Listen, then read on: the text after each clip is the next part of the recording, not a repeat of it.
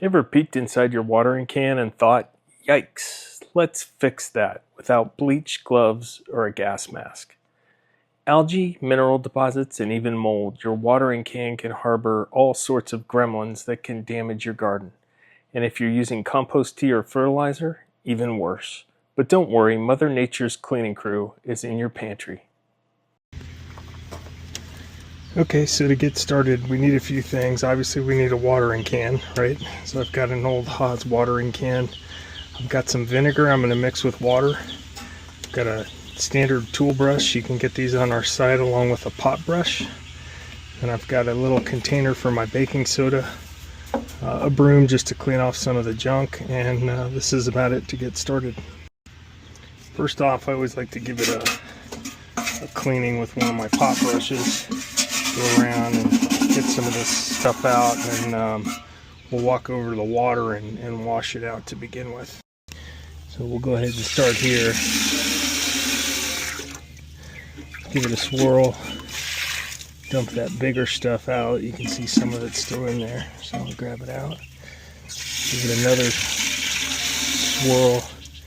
You can see if I try my rows, I've got a ton of them that are clogged. So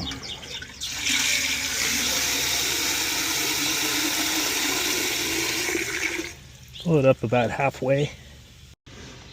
So you can see I've filled my can up about halfway. Now I'm going to take some of this 30% vinegar, and you want to wear eye protection with this.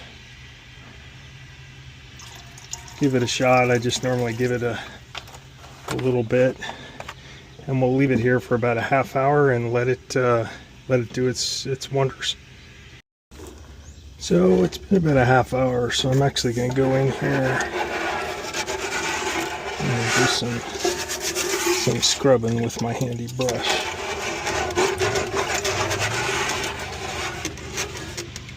Okay. And it's coming up pretty good, all the gunk. Now I'm going to put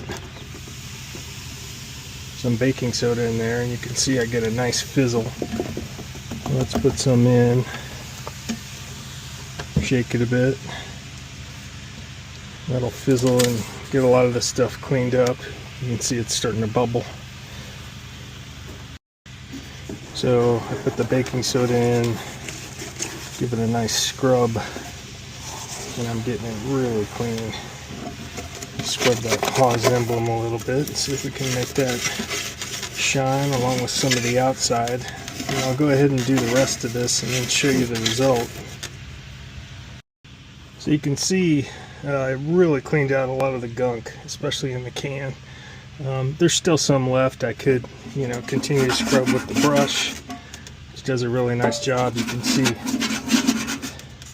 that rust is gone when I scrub it with the brush, so I can take it as long as I want and make it as clean as I want. And then you can leave it out to dry. I like to put it in the sun. Sun kills bacteria, so you put this out there and leave it, it'll kill it. Now for the rose, if you're lucky enough to have a Haws with a pretty rose like this, you can use the same technique to clean it out. So the only difference is I'll use a little plastic can here. You could put it in the can as you're doing the process, but I'll do it separately to give you an idea of what it looks like. So I've gone ahead and filled up this container. I'll put a shot of 30% vinegar in there. We'll plop in this rose. Got to fill it with water there. Then we'll add a little baking soda for goodness. You can see it really starts bubbling. You want to make sure you're doing this on an outdoor bench. Obviously, you can see the volcano that's over on here. But I'll let it sit for about a half hour and we'll see what it looks like.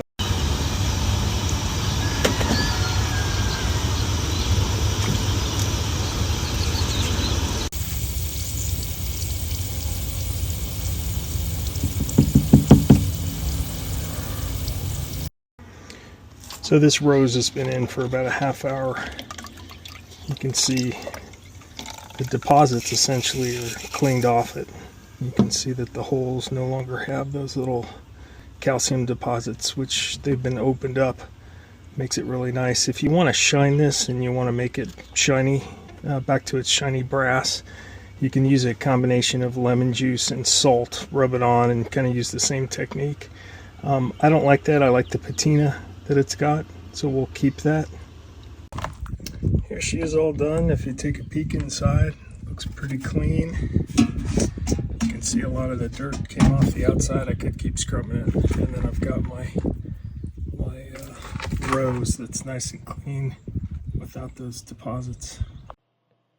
So that's it. Once your watering can's all dry, you can use it.